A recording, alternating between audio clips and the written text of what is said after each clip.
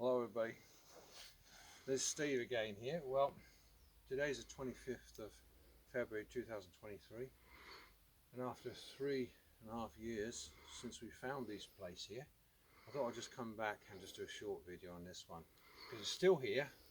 They haven't done anything about it, nobody's dug it up, nobody's reported it, and it's still very strange rock formations here.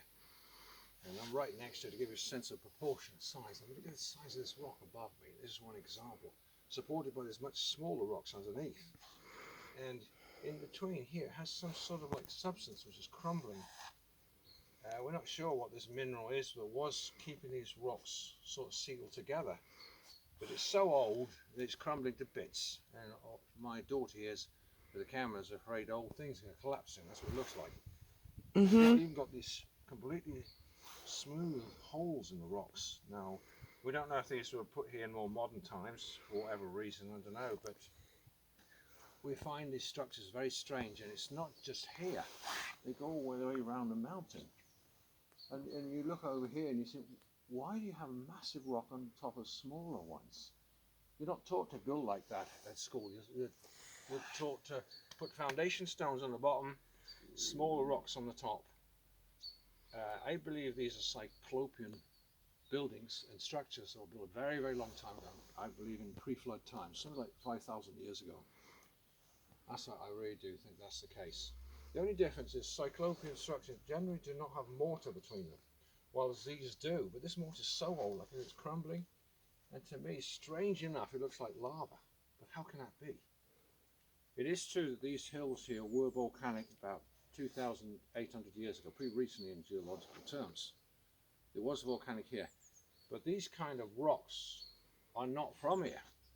That's the odd thing. The kind of material you have in these mountains is red rock.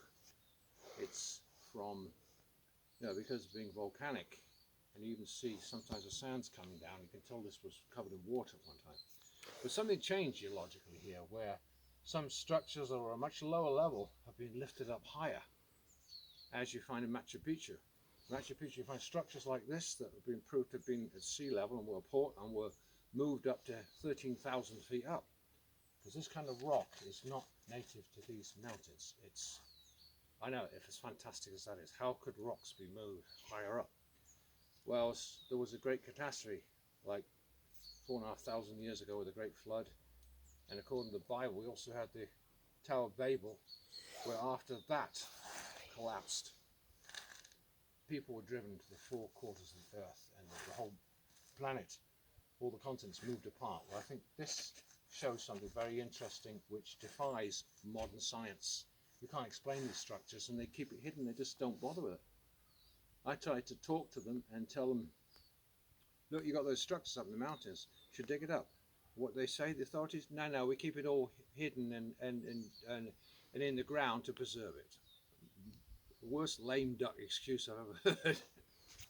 Well,